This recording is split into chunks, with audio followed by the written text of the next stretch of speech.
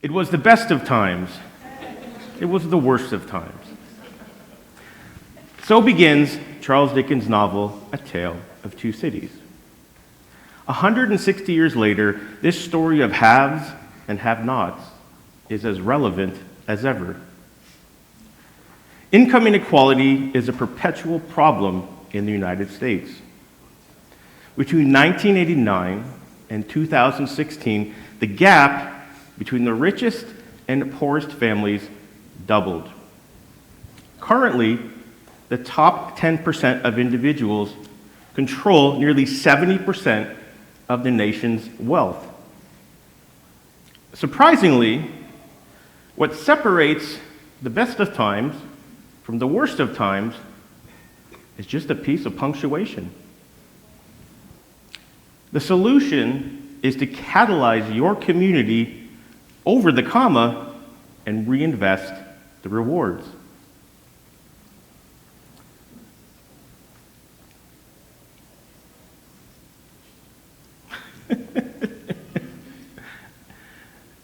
Before I go too much further, I wanted to make this slightly more personal.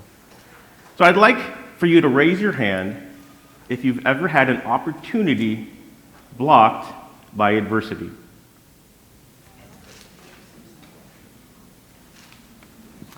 Now, raise your hand again if somebody helped you to overcome that obstacle.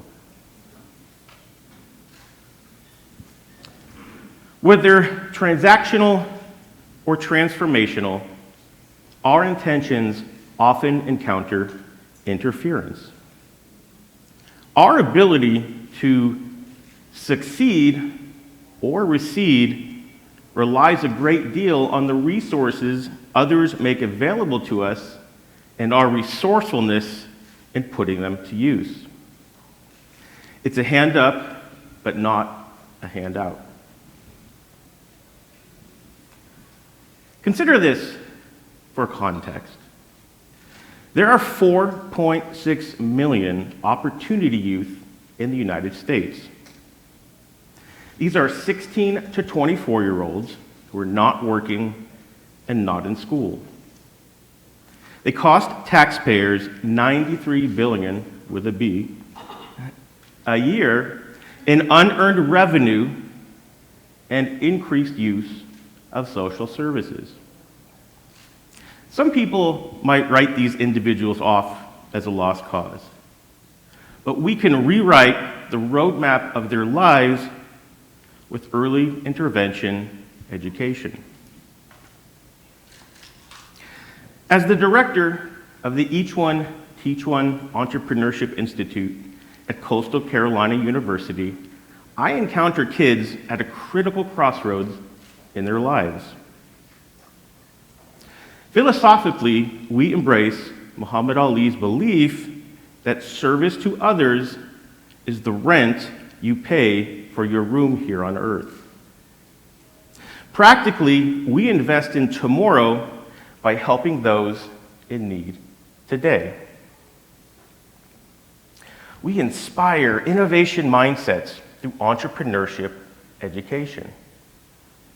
In doing so, we develop leadership abilities, technical skills, and life skills. Our goals are to ensure high school graduation, encourage college attendance, improve career readiness, incubate economic independence, and strengthen self-esteem. Partnership is the power behind our progress. We have involved the deans of 3 coastal colleges, our provost, undergraduate and graduate students, community organizations, local banks, and engaged alumni.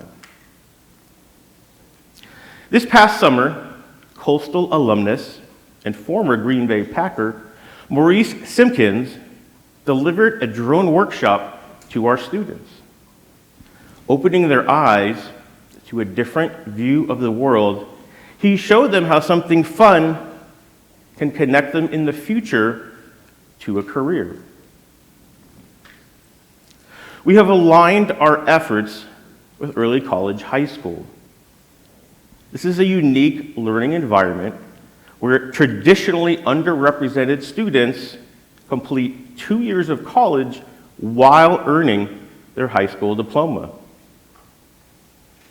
We intend to help sophomores and juniors improve their abilities through interactive workshops, coding camps, and an interactive innovation academy on the coastal campus.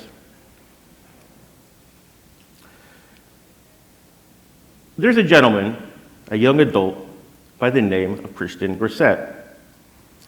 He is a young man who, when growing up, didn't have a father who was very involved in his life. He witnessed firsthand the impact of his mother's struggles with finances. He adapted to being deaf in his left ear. Christian was always a role model for motivation, but he needed a nudge. He first found TeachOne in middle school. It was there that he activated his entrepreneurial instincts through the teachings he acquired through the organization. He grasped business by creating a plan for one. He appreciated higher education by visiting the coastal campus. And he sharpened his speaking skills by giving presentations. Christian is now a senior, graduating in May from Coastal Carolina with a bachelor's degree in accounting. While he was at Coastal, he also mentored TeachOne students.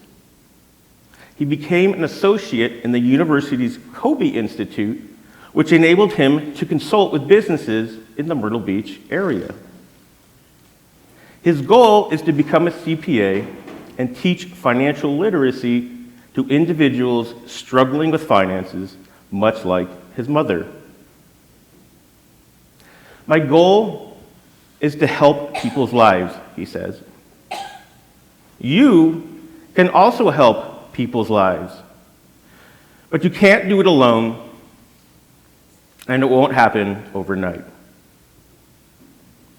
TeachOne has been a work in progress since it was founded more than a decade ago by the Brown family. While the pandemic delayed our progress, it did not impact our purpose. We used the pause to reset our cause. Rewriting the roadmap for Opportunity Youth takes a village, but the returns are exponential. $1.6 trillion, with a T, is spent over the lifetime of Opportunity Youth, a catastrophic cost to the economy and each of our communities. Imagine if that amount of money was invested in these same individuals. Making a difference requires making an effort.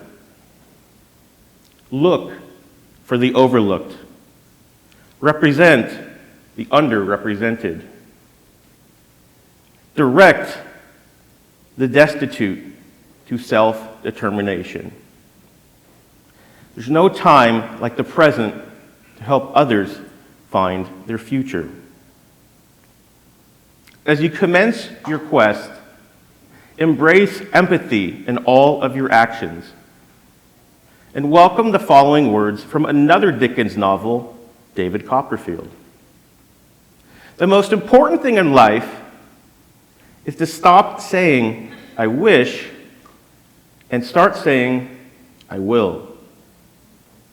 Consider nothing impossible and treat possibilities as probabilities. Thank you.